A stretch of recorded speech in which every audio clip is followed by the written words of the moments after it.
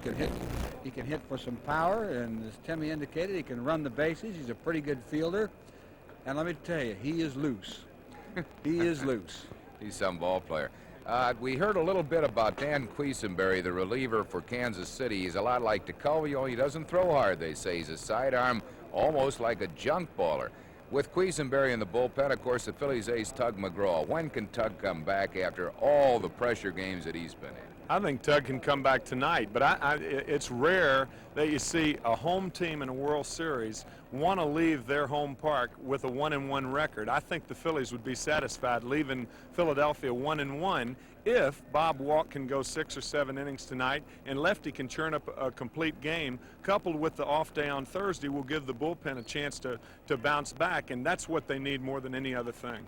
Yeah, I think after this first 2 games, they can set up the rotation pretty well. They could, I guess, bring Carlton back again on Sunday, or perhaps give him extra rest. Well, yeah, you know, Lefty hasn't been that strong in his last couple of starts either, Harry. He's been going on 3, and of course his normal pattern was 4 days all year long, and we're in a special situation here, so you go with him when you have to. But if they could get him an extra day, it really would help.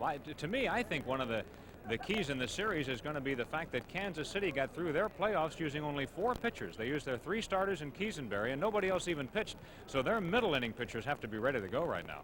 Rich, how are you going to be feeling as a spectator in this World Series? Bad, Harry, bad. I am, too. So is Andy, and so is Timmy, but we're happy to be here, and we're certainly proud to see the Phillies here in this World Series, their first since 1950. And that's the scene from Veterans Stadium right now. Back to you, Bob. All right, thank you, Harry. Well, we want to take a look at the Royals, and they are regal. Just who are these guys? They won 4 division titles in 5 years. We're going to see how they won the American League pennant against the Yankees right after this.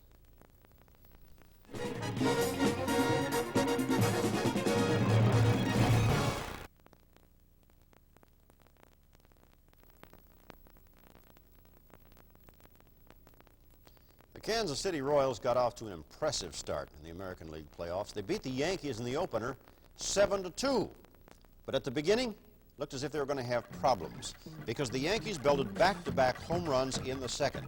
Rick Cerrone, the Yankees catcher, smacking a solo shot off Larry Gura to lead off the inning. You can see there it was just fair. And the Yankees leading 1-0 at that point, and the fans of KC had a foreboding feeling, of course, because they'd lost 3 times to the Yankees in the playoffs.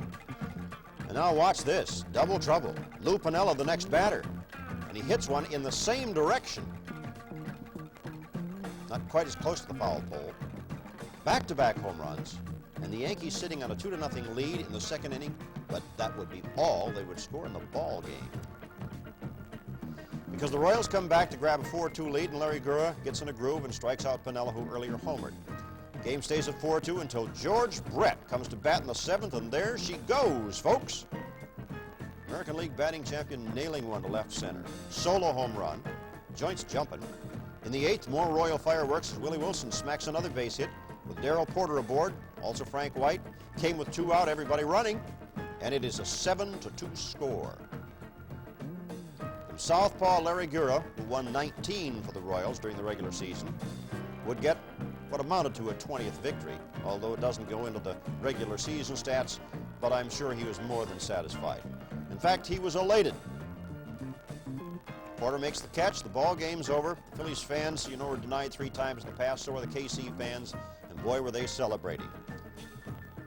Now, the second game was played the following day. No day off. We pick up the action in the bottom of the 3rd with Rudy May pitching, 2 on, 1 out, and Wilson at bat, and he bounces one past Bob Watson, down the line, into the right field corner, and is going to score 2 runs and put KC up by a pair, and the flying Wilson will go all the way to 3rd with a triple, and it is 2-0 Kansas City. Now the Yanks are forced to bring in the infield. Doesn't matter because UL Washington hits a gapper. He's their shortstop. Wilson scores to put KC ahead by 3-0, and that's all the Royals were going to need. In the top of the 4th inning, Reggie Jackson is the batter, and 20-game winner Dennis Leonard, who's going to face the Phillies tonight, really goes to work on him. 2-2 pitch, strike 3. The Royals have plenty of pitching, plus all those hitters. 2 out in the 5th. Bobby Brown on first. Willie Randolph will loop a ball to right. John Wathen, who plays some first base, catches, sometimes plays right field, might be a defensive liability. Can't hold the ball, Brown scores from second. It's a 3-2 score. The Royals hanging on. And the Yankees are going to mount one final threat in the ninth with 2 out. But Quisenberry comes from the bullpen and forces Nettles to hit into that forced play. And the boss, George Steinbrenner, has seen enough. That's 2-0 for the Royals. And then Kansas City finished off the playoffs in a hurry, just as they did the division race. Here's the first inning. Veteran Paul Splittorff ending the inning by striking out Reggie Jackson again. Had to be tagged, of course, as you saw. Then the game was delayed by rain, but Tommy John, who had another fine year for the Yankees, recorded his first strikeout way in the 5th inning, fanning right fielder Clint Hurdle. Hero of the game, Frank White. He smashed this home run. You know about his fielding. He can hit. Led off the inning. Put the Royals in front 1-0. It's the 5th inning. Now that lead did not last too long. Frank White was named MVP, incidentally, for plays such as this one. Watch it. It prevented a big inning. It's a stab off Bob Watson's bat. He's their Manny trio, folks. And you'll see in the following sequence how it prevented the run from scoring, because in the same inning, bottom of the 6th, White will make an error on a throw to third. Reggie Jackson breaking for the bag. Throw goes past Brett, and Jackson scores. And Oscar Gamble moves into scoring position. Tie score. And Rick Cerrone follows with a single. That scores Gamble, and the Yanks take the lead 2-1. The earlier play by White preventing the bigger inning. You want to see White make another big play here. Watch this incredible move. It's to the other side of second base, and he's going to throw out the runner with plenty to spare. Isn't that gorgeous? White was sensational. Big blow of the ball game now. Here he is again, George Brett. This time to right field. As you know, he won the MVP crown by a terrific margin in the American League. And he hit it off Yanks relief ace, Goose Gossage. The Royals lead by a score of 4-2. The bottom of the 8th, the Yankees load the bases. Rick Cerrone the batter. This becomes a big play of the game. UL Washington stabbing the line drive, and Reggie Jackson is doubled. Tommy Underwood came in to pitch the 9th inning for the New Yorkers, and he managed to strike out the exciting Willie Wilson to end the inning, but the Yanks did nothing exciting against Dan Quisenberry.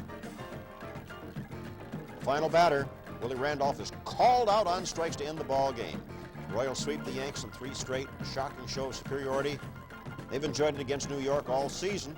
Yanks finally beaten by the team that denied them 3 times, 76, 77, 78, and the Phillies went out and did the same thing and redeemed themselves for those 3 losses in 76, 77, 78. So it is poetic justice that these 2 teams now face each other in the final showdown of 1980, the World Series. Back with more right after this.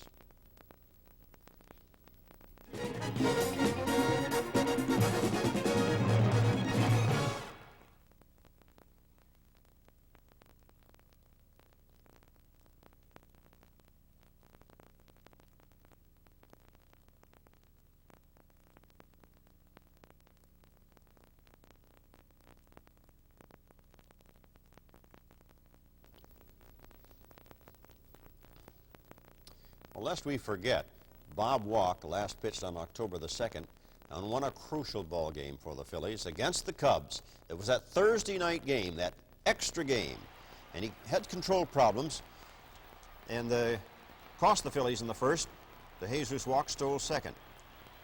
Now, Bill Buckner follows with a well-placed single up the middle, and De Jesus races home from first run of the ball game, and the Cubs jump in front 1-0 in the first. Then there was a long rain delay. The Cubs put a runner on third with 1 out, but Bob Walk managed to pitch out of this predicament as he strikes out Randy Martz, the opposing pitcher, and that ends the inning. The kid really pitches under adversity very, very well. In the 4th inning, Mike Schmidt's going to tie up the ball game. He was in that home run groove. That was number 46. Hit it to straightaway center field. And that was a career high for Mike. That's the first home run off rookie Randy Martz.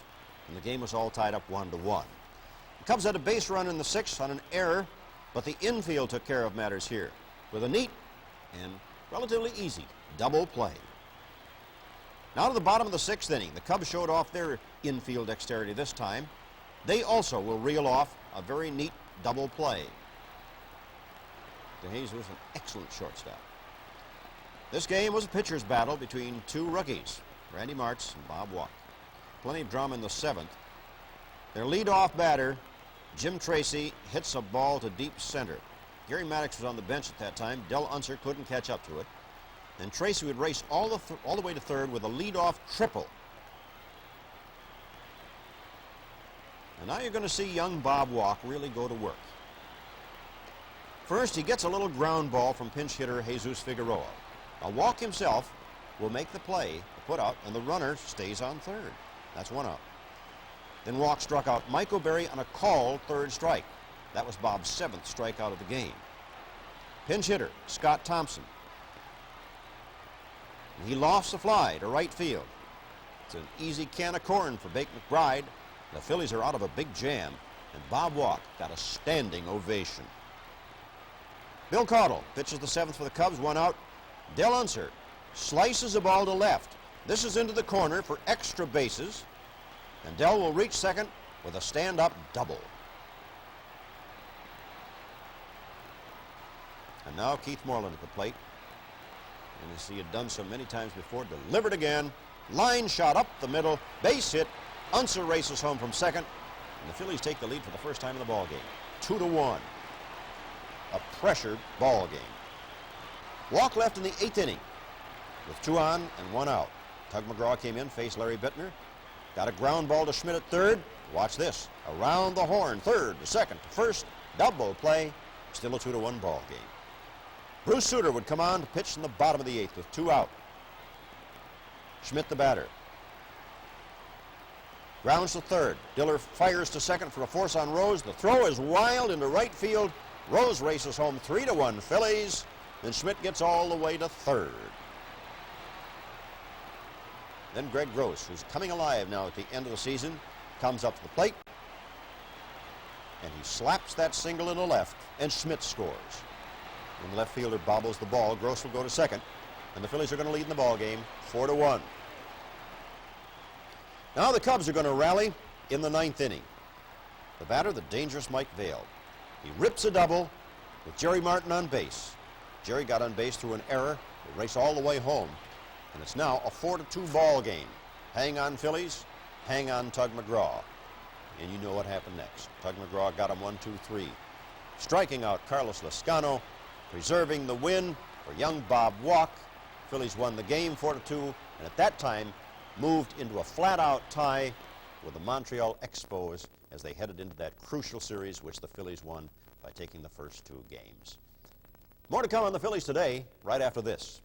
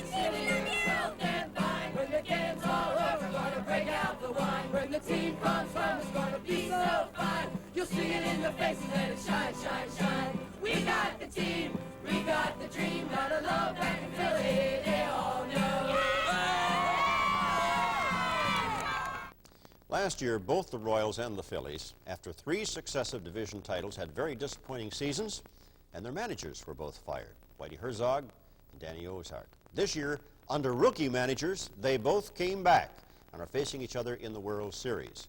Jim Fry is the successful manager of the Kansas City Royals. He talks with Harry. Harry Callis with you at Veterans Stadium. Welcome to Game 1 of the World Series. Our guest is Jim Fry, the manager of the Kansas City Royals. And Jim, 1 year as manager, and here you are in the World Series. Had to be an exhilarating year for you. It's been an outstanding year. It really was. We had a good ball club that from the middle of the year on, we just felt like we were going to win our division, and we had a big lead. We got a lot of great ball players. It was a lot of fun. Jim, your situation was very similar to Philadelphia's. Of course, you weren't manager of Kansas City, but the 4th time at the well, trying to get over the hump and into the World Series. So that had to be important. Was that in the back of your mind when you played the Yankees? Well, I couldn't keep it out of my mind because everybody in Kansas City, including the organization, they started talking to me about that in spring training. To win the division wasn't a big thing. And I think that they were all hoping that the Yankees would win the East, hoping that we could have a showdown and once and for all beat the Yankees in the playoffs, and we were lucky enough to do that last week. What are the keys to this World Series? I think it's just like always in our game. It's a boring answer, but as far as I'm concerned, it's pitching. If we get good pitching, we got the upper hand. If they get good pitching, they have the upper hand. And if we both get good pitching, it's going to be a dogfight. Jim, when not having seen the Phillies, of course, during the regular season, except maybe occasionally on television, to what degree do you rely on scouting reports? In this case, we have to rely on them an awful lot. We don't have any background. We didn't play them in the spring. We are going solely on what our scouts report to us in terms of their hitting strengths and their pitchers and their defensive abilities. And there's nothing else we have to go on, really. It's the only source of information for us. Of course, we have seen Tom Ferrick and Earl Rapp around our ballpark a lot, right. And then you transmit this information to your players? Yes, they came in with their report to me, and we went over it briefly, and then I went into the room after batting practice yesterday and relayed what information we had to the players. I think realistically we're going to have to play a couple games before we really get a feel for their information and a feel for the talent of the ball club. But going in, we do have some information. Jim, what were your thoughts when you were watching? Of course, you clinched yours early after 3 games when you were watching Philadelphia and Houston. You were in New York, weren't you? We were in the airport. I went in the back room. The other people were watching it on television. I didn't watch it. I went in the back room and I was in a heart game playing cards. I didn't want to root for either team, and I just thought I'll just get out of here and let happen what happens and not root for either team. So that's what I did. Is it difficult in the playoffs, and especially now in the World Series, for you to concentrate on the job at hand with people like me and writers and everybody else demanding your time? Well, it's not hard because at 8 o'clock everybody else is going to be gone and we're going to be in that dugout alone, and that's the time you really got to do it anyway. So this is just a little extra attention, a little extra pleasure, and we're just thrilled to be here. Intricacies of the designated hitter rule. Is it difficult to pick up, for example, your counterpart Dallas Green using it for the first time in his career? Will it be difficult for him? I don't think it's going to be difficult for Dallas Green or any other baseball man. You just do what the situation calls for, and there are no secrets or tricks in this business. If you got a pitcher in there, you do some things differently. If you got a DH in there, you do other things. I'm sure Dallas knows everything that everybody else knows. A little bit about your pitcher tonight, Dennis Leonard. He's a power pitcher. He throws a lot of fastballs, slider. He throws some curveballs and changeups. I would say that most people would call him a power pitcher, however. And about your rotation as the series goes on. Well, I've only named 3, of course, and that is Leonard, Gura, and Gale. And we'll wait and see what happens in the first 3 games. I don't know what we're going to do after that. I guess team speed certainly has been a factor with your club, with Willie Wilson up front and UL Washington, and I imagine you won't vary from what you've done all year, and that is run. Well, we have that isn't exactly the lineup. As a matter of fact, I have McRae hitting second. I've batted McRae second against right-hand pitching for the biggest part of the year, and Washington second against left-handed pitching. Tonight, McRae will be in there in second spot, and Washington will be down at the bottom. But speed is a big factor in our ball club. We had a .286 batting average as a team. We got a lot of guys that get on base, and we do have a lot of speed. The stolen base is a big factor for us. Hit and run, all of those things. We try to use them all. Jim, very best to you. Thanks a lot for chatting with us. Thank you, Harry. Jim Fry, manager of the Kansas City Royals in Game 1 of the World Series. Thank you, Harry. Well, since no doubt many of you are watching this memorable occasion with friends, we here at Channel 17 would like to offer the first toast of the evening, if we may. First to Yo-Yo, the original Phillies fanatic, remember? It's good to remember old friends. And then to Callison, Cookie Rojas, Taylor, Covington, Thomas, Rich Allen, to Jim Bunning and Chris Short and 2 days of rest, to the 64 Phillies, the one that got away, and to this group when it didn't get away.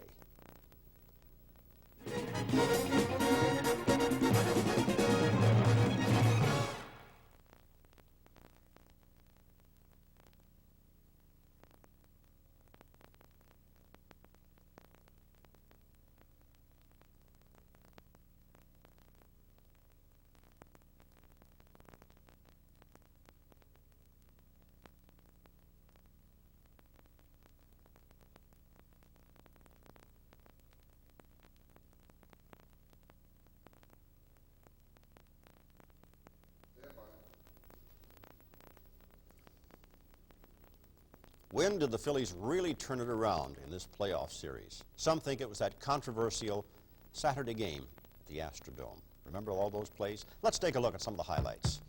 Phil's faced Vern Rule, only worked against him as a reliever. Got a couple of quick outs in the first inning.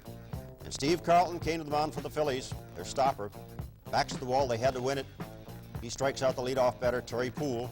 He had a 1-2-3 inning, and there was no score after 1.